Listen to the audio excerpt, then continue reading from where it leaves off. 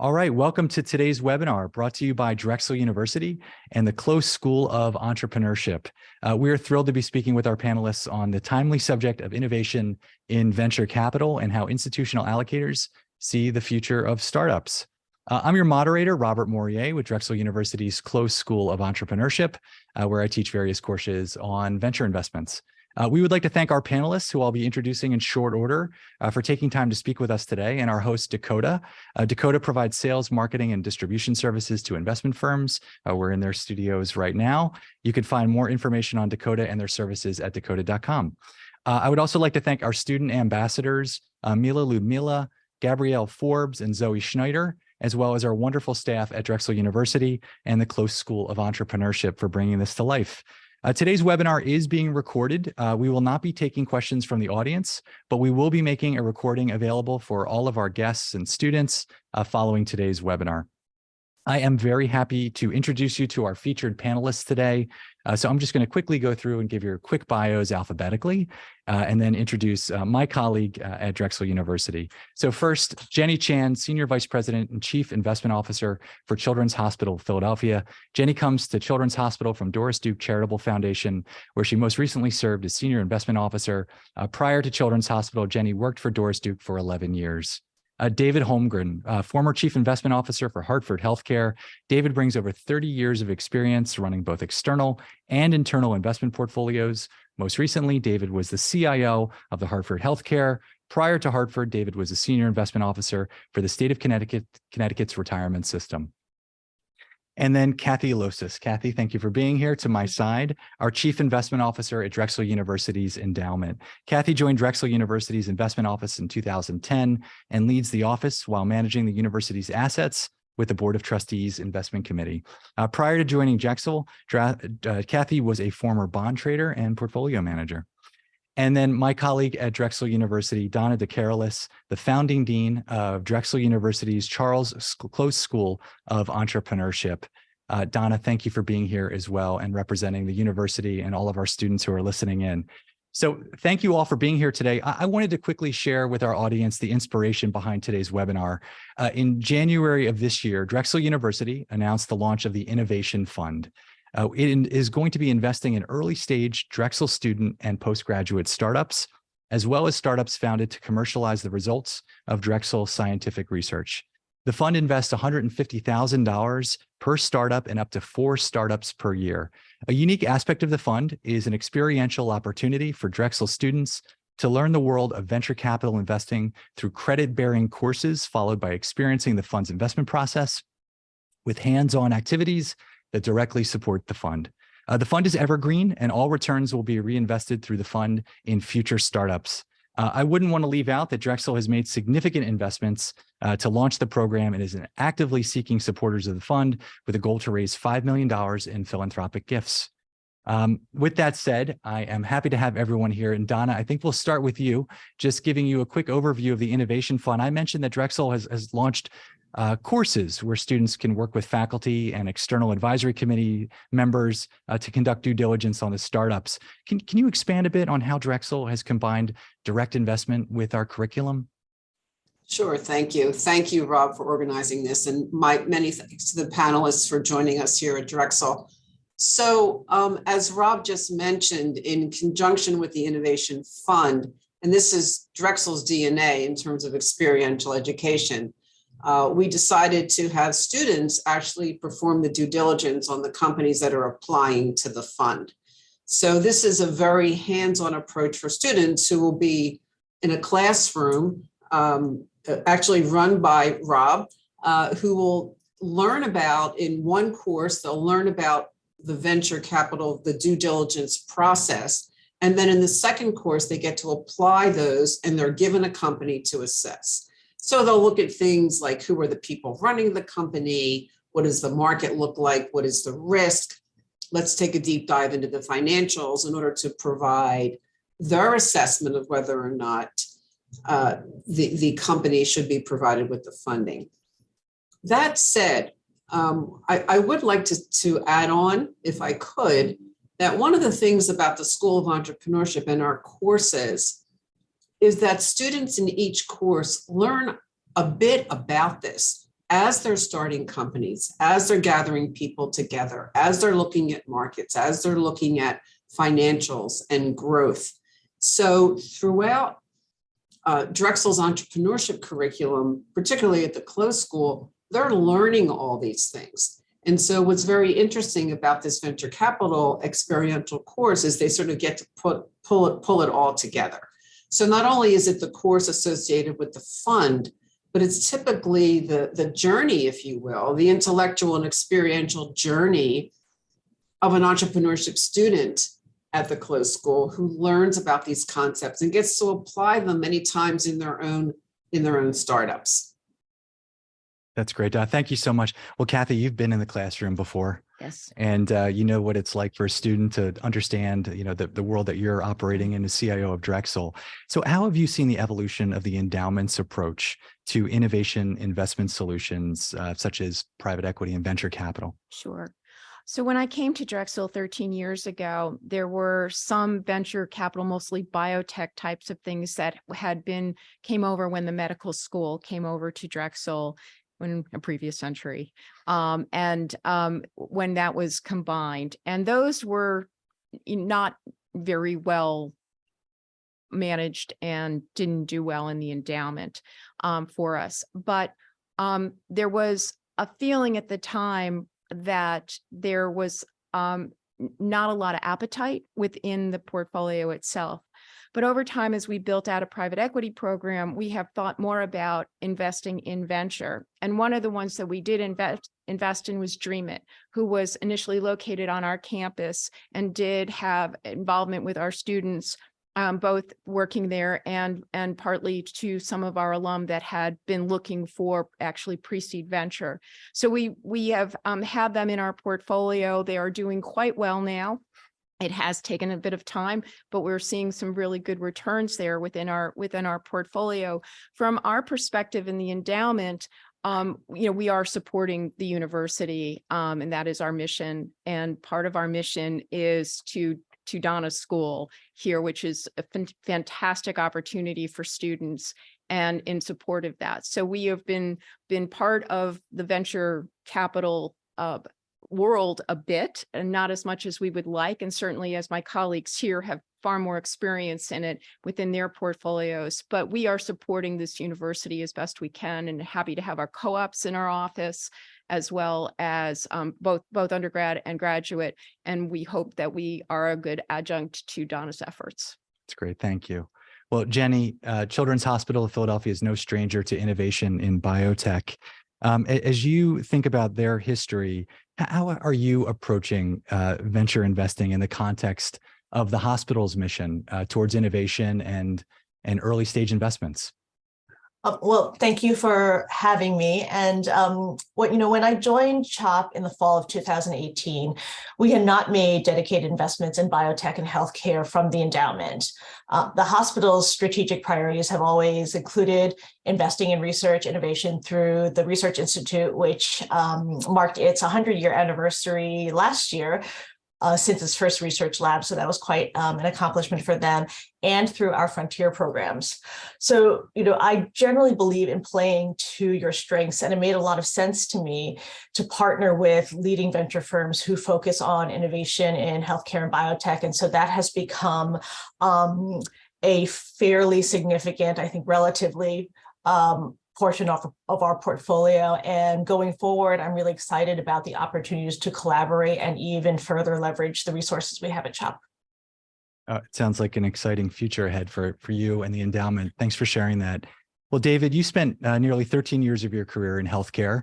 You're a very well-known early investment partner, particularly as it relates to the expansion of diversity efforts in our industry. Could you share what you've been seeing in private markets as it relates to opportunities for minority and women-owned businesses in areas such as venture? Sure, and I'll echo Jenny. Thank you for having us, Rob. And I will compliment Jenny. If you don't know, Jenny is a fantastic venture investor. So kudos to all the great work she's done over her career.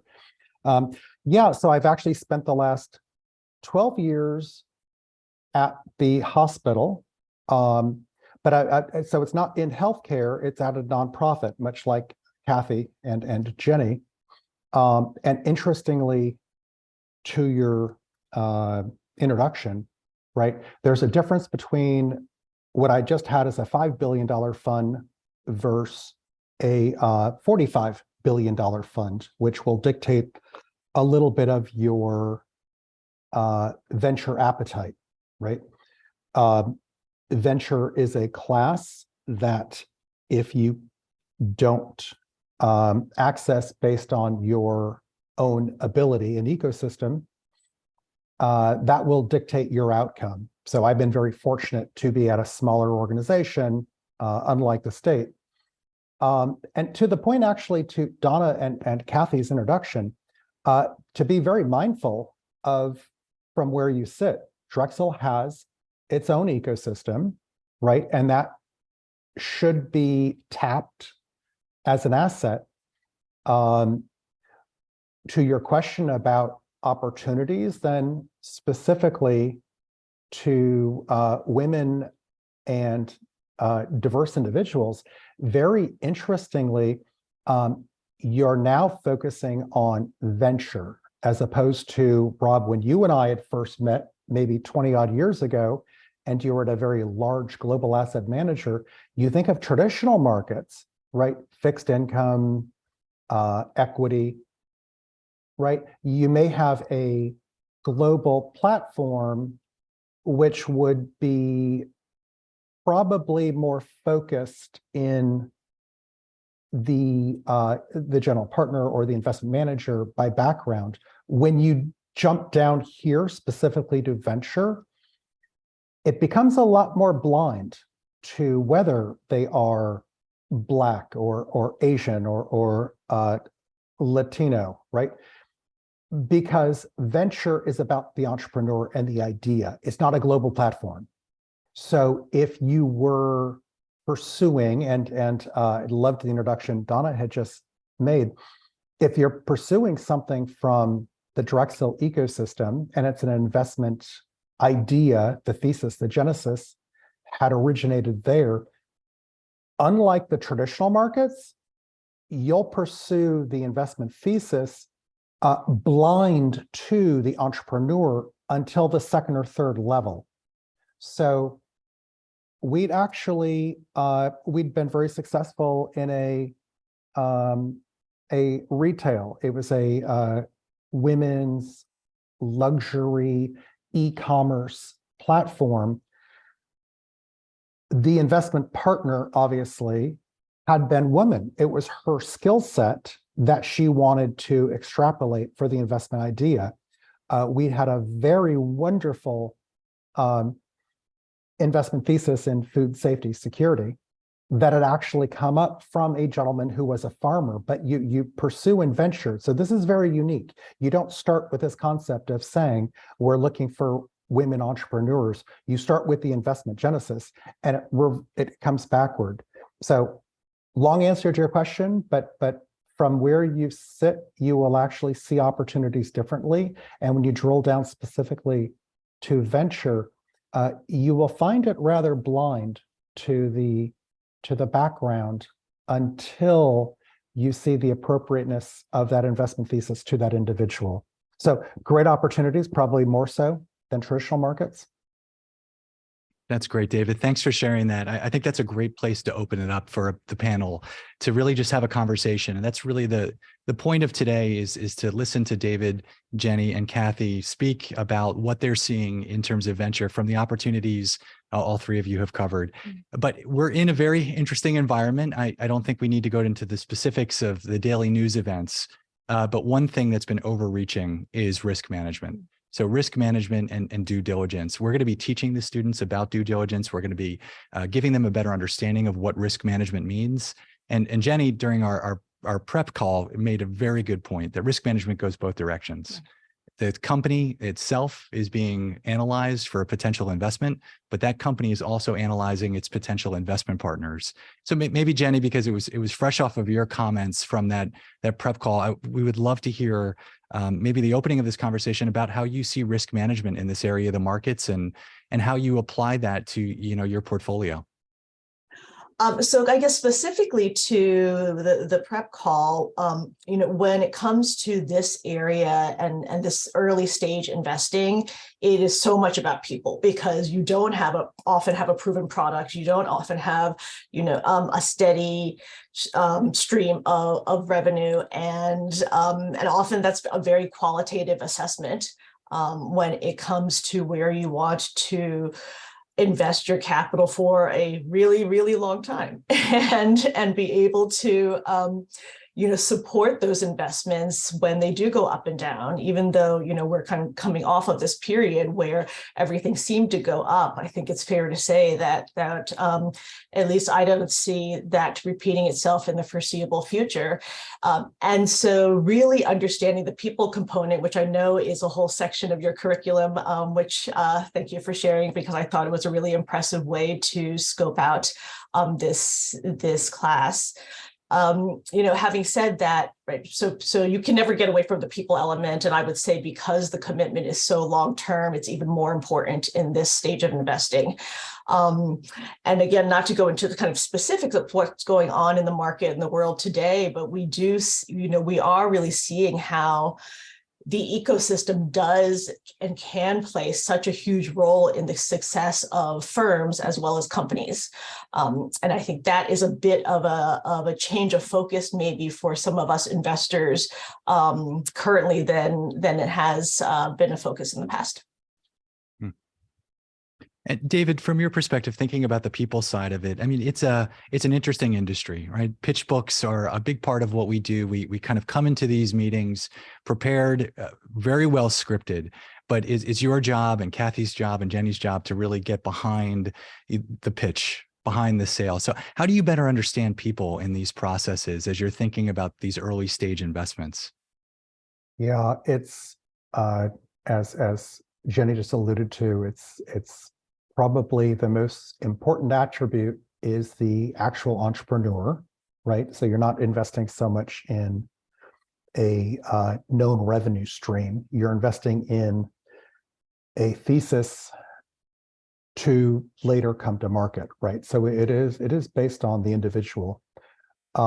Interestingly, that involves a different form of due diligence since it's people-based. Jenny had just referenced the qualitative aspect, but you have to do what you can in both the qualitative as well as the quantitative. And specifically, as that would relate, Rob, to your students, is they do have the benefit of some proximity to the entrepreneurs, right? So you bifurcate, and this, as Jenny and Kathy know extremely well, this is the ultimate form of risk management, right? It is an understanding of your partner as especially in venture, you'll be in the relationship for a long time, which is extremely different. From a student perspective, there's a date, right? And there's a marriage, right? So you can translate it in the sense of time horizon, the duration of the relationship. And that being the case, the intensity of the research boils down. So in the sense of the qualitative assessment, your students would determine whether or not sharp blinders, ability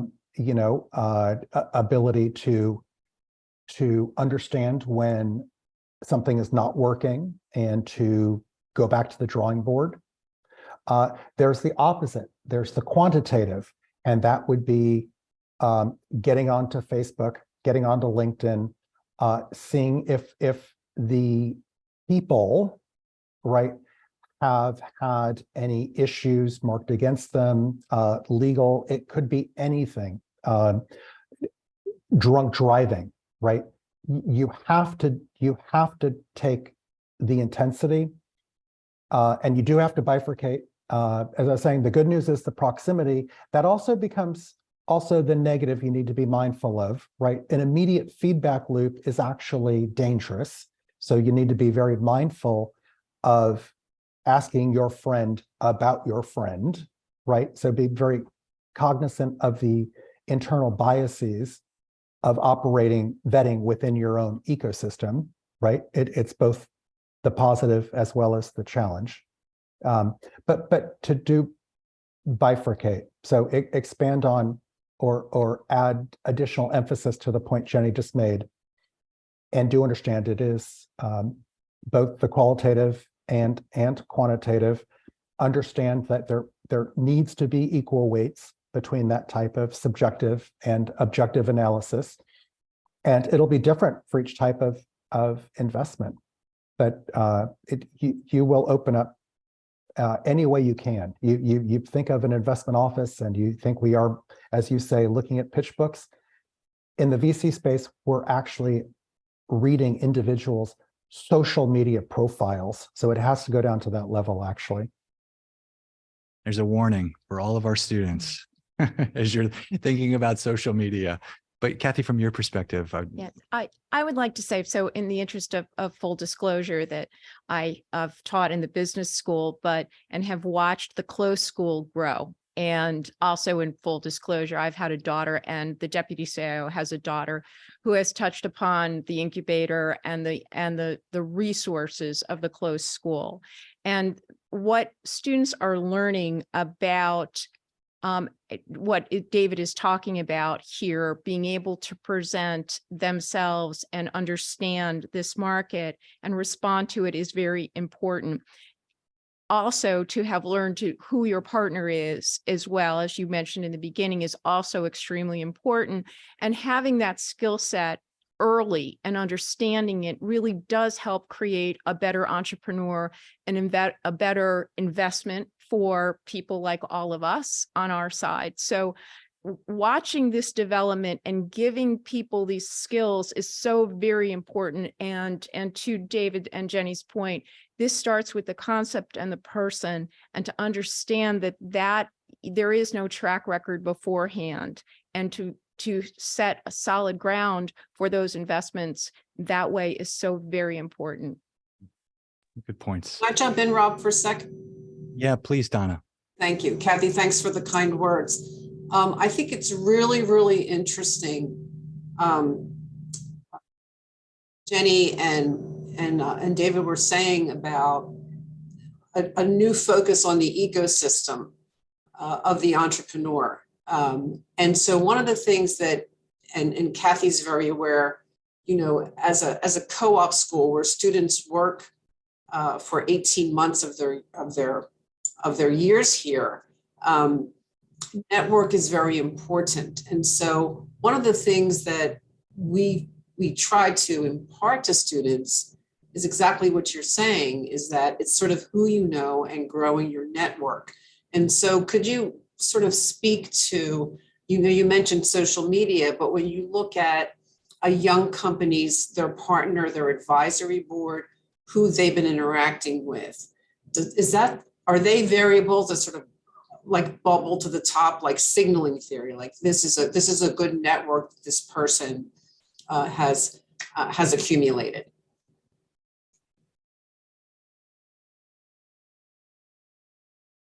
Anyone? Yeah, did Jenny or David, do you want to comment? I'm happy to chime in from Drexel's perspective, but it's a great point and question, Donna. Yeah, so from my perspective, Donna, yes, as we're talking about the personal attributes, right? That becomes the asset to have feed in, and we discussed the support, right? It is not just the general partner, but it's the entrepreneur's entire support system. So in many, depending on, Jenny mentioned biotech, you may be backing a business scientist, but he will need scientific advisors to that particular biotech venture that she'd referenced, right? So depending on the type of investment thesis, it becomes the expectation that I'd referenced earlier, a e-commerce program that we invested in. We do plenty of biotech as well. When you consider who the advisors are to that program, right? They have to be relevant, supportive. In the case of biotech, they would usually be somebody in product design for a large pharmaceutical. There'll be somebody in regulatory approval process for a large pharmaceutical, right?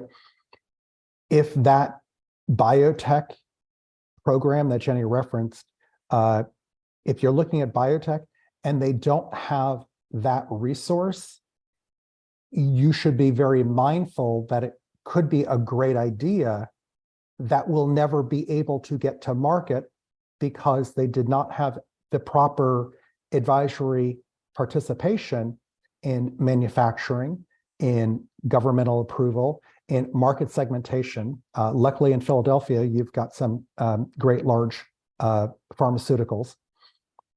So yes, those are absolute mandatory and they'll be different. So you wouldn't see the same type of advisor on an e-commerce as you would in a biotech. Yeah, I completely agree with what David has already outlined, and I would just add to that, to Donna's earlier comments about the importance of networking. It's often about building credibility if you're not a repeat, successful entrepreneur, by, I think, surrounding yourself with experienced and successful folks who do have track records, even if you don't, it allows investors to triangulate information better versus, kind of the likability factor, if you will, which is also quite important. But as David was saying earlier, the objective, the assessments that we have to make, as well as the qualitative ones, and to the extent that your network is expansive, and I would add even differentiated. I mean, those are the real keys, at least, that I look for. Well, we've touched on time horizons a little bit. As we're thinking about our students launching these businesses, what we try to implore is that it's a long-term game, that you're, in this from the beginning, you really have to stick it out. But the same is from an allocator's perspective. And what it seems like is happening is that those time horizons seem to get shorter and shorter every year. The expectations of returns seem to be a little bit more, I guess you could say, pressure on businesses to generate returns faster and faster. How do you see the time horizons in venture in particular, impacting the types of investments that you're making, the short term relative to the longer term historical, type of horizons that we see that David had mentioned? Well, from our perspective, what the time perspective that we have in the endowment is a long-term one. That said, we are focused on the factors in the environment and what Drexel needs, because we are supporting Drexel's mission overall. So when we look in this space, we know we're going long-term and we account for it on a risk basis. So that's what's very important from our side. We understand that. And there are times when we may not be as risk on long-term as we would like to be, but we are facing a lot of headwinds right now in the environment that we're in. And certainly, a lot of questions after the pandemic and where we are currently. So overall, we know that it's a long-term. We're willing to take on that risk. And from our side, we risk budget for that. And so you can't then change your mind midstream and say, no, that's not what I really meant. And how come I don't have returns? You need to understand that you are there for the long term. Great. Jenny, how about on your side from Children's Hospital perspective, just thinking about, the duration of investments? So as I was saying, as we built we continue to build our support and investment into biotech, it's educated me on the real long-termness of some of these investments, which is quite different than, maybe like a platform investment or something like that. So I think that's been quite a learning experience for me. But often decisions that we make today, will outlive us, as far as kind of our tenures at our organizations.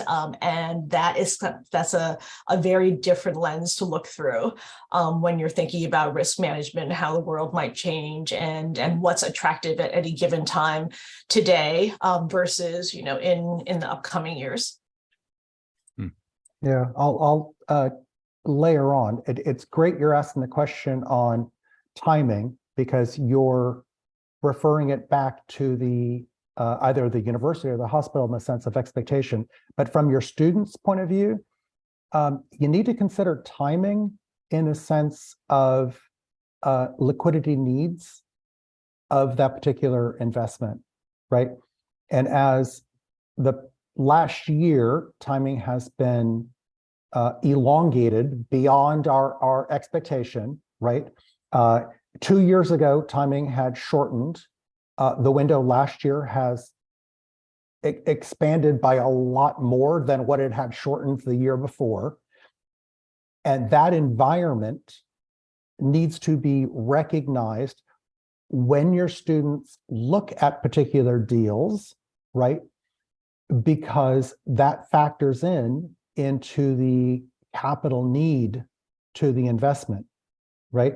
So whenever we enter the allocation process, in the back of our minds, it's not simply allocating money based on conviction or likelihood of a success, but also the timing in which they will next need the next round, should it have proven to be successful. And as you're aware right now, timing has been elongated. Capital markets are incredibly challenged. It's not easy to launch an additional capital raise in this environment, right? So that timing aspect, although is a great question you asked on behalf of the perspective of the asset owner, you have to also look at timing in relation to the actual investment itself. So both sides are relevant. That's a great point. Thank you, David. I appreciate that. Well, one of the other interesting aspects of teaching students about early stage venture is idea generation. So where do ideas come from? How do they decide which direction they want to go in as business owners? So as you just think, all of you in your respective seats, thinking about idea generation and where you're seeing opportunities coming across your desk, what are some of the themes that you're seeing respectively? We've talked a lot about biotech, obviously, here in Philadelphia. It's something that we can't get away from as a result of our neighbors all around us. And of course, Jenny knows that well. But just in terms of idea generation, themes that you're seeing, maybe some inspiration for our students who are listening in today. Well, I see a lot of fintech type of and more technology oriented types of funds come across in the venture stage. And since I have a background in banking, having worked at what we'll call the first fintech, ING Direct, where we took no cash and we were the first direct bank. We always considered ourselves to be a technology company that just happened to do banking. So I will admit that I am more I have more of an interest in that area when I look at it. And so I do see a lot of people, but I also see a lot of people not very qualified for that as well when I'm looking at some of these early stage funds in that space. So I think it's very important that to all the work that Donna is doing here with the students, and to make sure that you have an idea that you actually can develop upon and opine upon properly, that and have that concept is so very, very important as you are presenting to investors. Thank you. David, how about from your seat? Yeah, so actually my most successful position last year was in fintech. So Kathy, I'm with you in some areas. So what is most interesting? So every asset owner brings their own personal biases and interests to the plan. As a background global economist, I have certain global themes that I had pursued. One of them was in social instability. We actually increased our venture book at the onset of, I saw the election in the United States under a very nationalist president. Similarly, at the same time, it occurred in the United Kingdom and Brazil.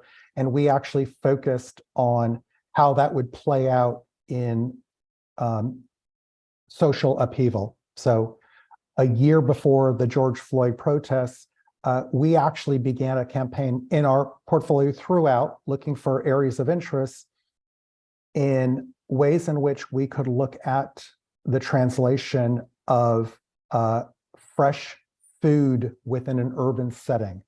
A farmer, if we had problems on the border, bringing in migrant workers, and you know, we've got what, 16 million acres not being farmed in America because of the issue with immigration.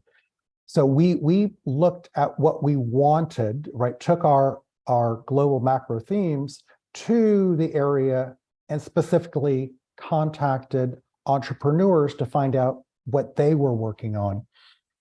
And areas that we're finding incredibly exciting.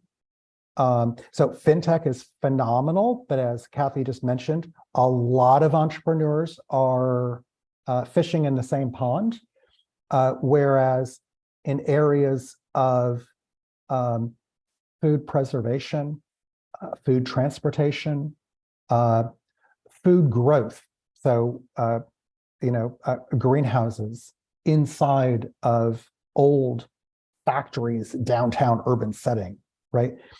There's a lot of supermarkets. We're doing one in New Jersey. It was a project we found in Germany and started it in the United States. It's very successful now in New Jersey, and it should be rolled out soon.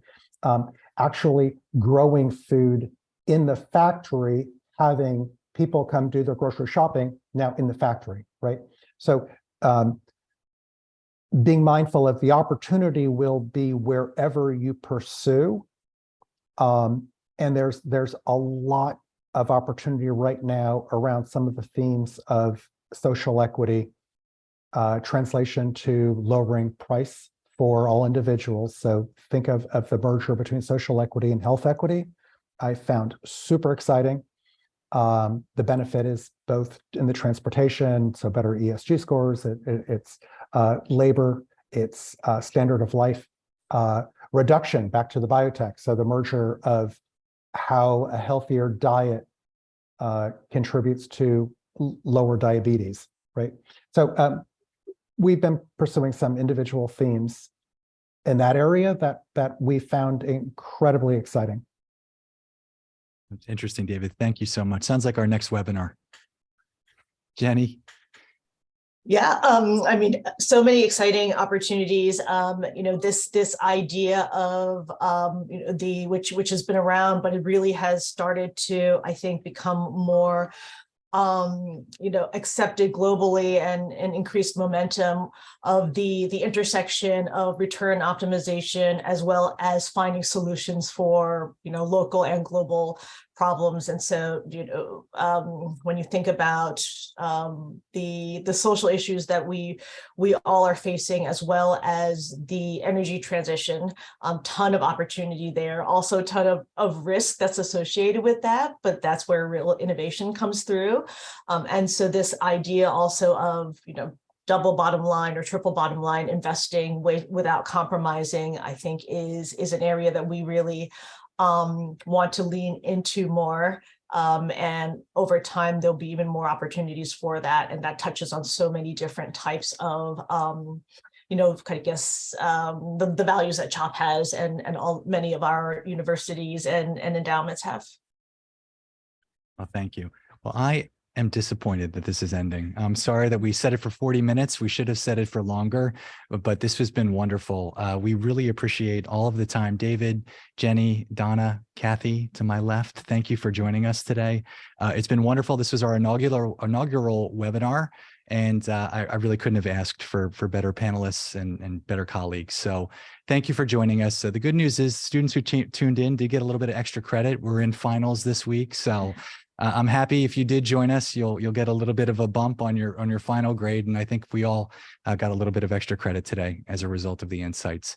So thank you all for joining us. Thank you to Drexel University. Thank you to Dakota, and we will see you soon.